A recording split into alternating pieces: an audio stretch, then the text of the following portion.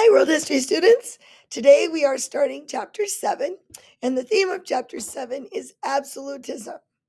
So, if I said he was an absolute ruler, what word would you put in place of that, or how would you describe an absolute ruler?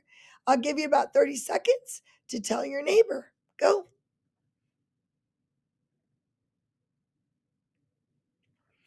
If you said dictator, or has absolute power, or out of control, maybe. Those would all be probably correct. Our authors of our textbook took all the most powerful rulers of this time and they put them all together in this chapter. And that's why you'll find with your homework on chapter 7 that you're working on for Monday that all of the people are kings and queens and they were very, very powerful.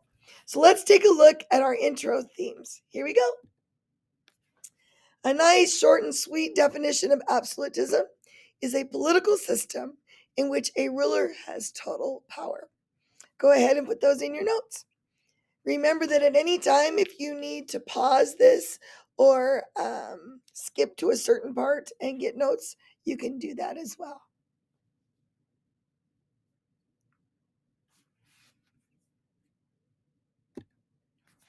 Our next theme is called the Wars of Religion. Remember that last chapter we had a separation of two churches.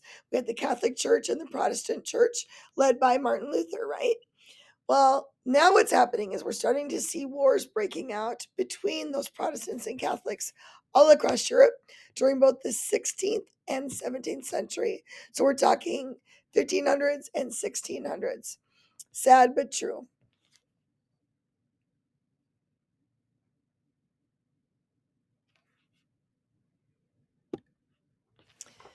You've probably heard of witchcraft trials before. And when we think about the witchcraft trials in the United States, where do you think of? I bet you said Salem, Massachusetts. And you're right. That witchcraft trial stuff was actually stemming off of what was happening in Europe. There were actually over 100,000 witchcraft trials in Europe during this time, during the 16th and the 17th century. And as you know, both men and women could be charged with witchcraft, and they could be charged with witchcraft for the silliest things. Maybe they were my age and they were never married or never had kids, or maybe they just were a little bit different, kind of went to their own tune. And as you probably remember, I know you've studied this before in English, they had some very bizarre ways to test you to see if you were a witch. Like one of them was if they poked you with a needle, it depended on what color the fluid was that came out of you, whether it was white or red, that would determine whether you were a witch. Another one that I think is hilarious, they would basically tie this witch up and sink her to the bottom of the river or the lake, and if they floated, then when they were a witch, which meant they had to kill you. But if you didn't float, then you were innocent. Think about that a moment. Kind of silly, right? Because if you're at the bottom, it means that you didn't survive, but you were innocent. The other thing they did, they obviously burned a lot of people at the stake as witches.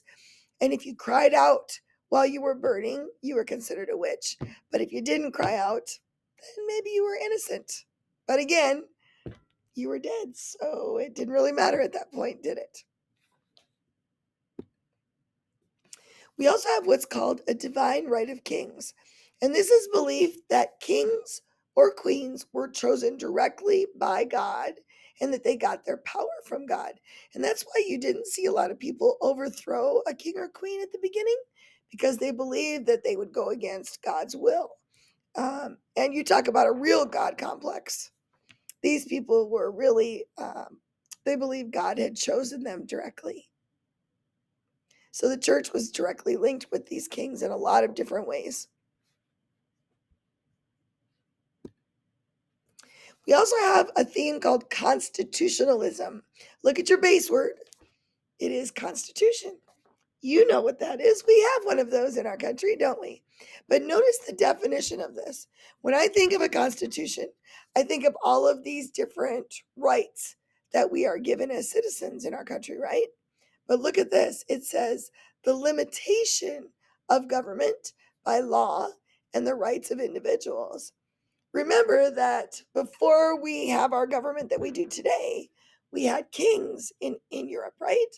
So these constitutions were designed to limit that ruler, and that ruler would stop being so powerful that way. And it also gave you rights as well. Interesting way to look at it, isn't it?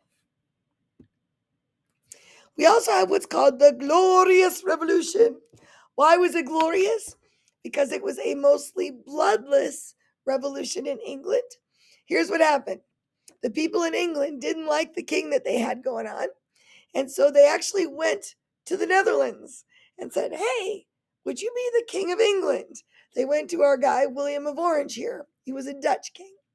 And of course, he said yes. Now imagine, that would be like us in the United States going to Canada and asking their prime minister to be the king of the United States or the president. It's very odd, isn't it? Well, sure enough, he says, you betcha, I'm ready to go. He loads up his army and he gets ready to go fight. And as they get ready to fight, the King of England basically stepped down and gave him the throne. Now, part of that was because if you've heard of William and Mary College, well, that's his wife here that you see in this picture. They were a true love that we'll talk about later. But Mary, the wife, the King of England at the time was her father. And so he basically stepped down to let his daughter and new son in law take the throne of England. William of Orange was considered a very good king in English history. He was very fair. He also established a Bill of Rights and greater religious freedom. So the people felt that their king heard them and gave them freedom at the time. We'll learn more about Will of Orange later on. We have a couple of different styles of painting in this chapter. The first style is Mannerism. Mannerism didn't last very long because it was really kind of weird. I hate to say it, but it's true.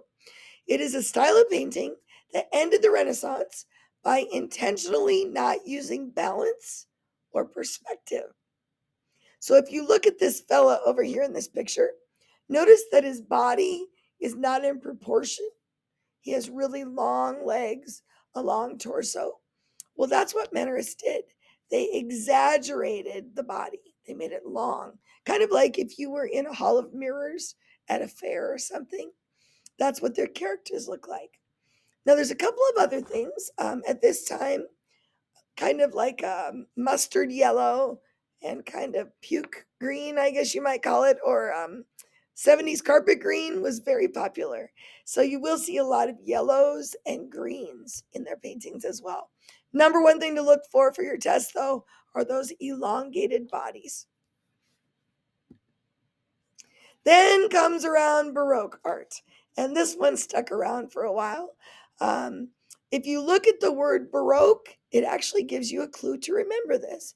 Baroque means detailed. And I mean detailed to the point that sometimes these paintings are almost gaudy, like there's too much going on.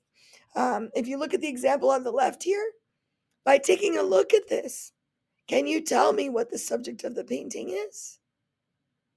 Sometimes it's even hard to know. Now, understand that I'm not dissing these artists. I think they are amazing. And I can't even imagine the amount of time it took to paint all those little details. But that's what Baroque art is known for. And you'll see a lot more detail later on when we look at it in more detail. The other clue for Baroque art on your test is if it's not detailed like you see on the left, the other clue is what we call drama faces. And Medusa over here on the right would be a great example of that. A very exaggerated emotion. It wouldn't be just a normal smile, but it would be like the Joker or something. So those are things to look for with Baroque paintings. Okay, I think that is it for our themes for chapter 7. All right, let's learn some more about the chapter. See you next time.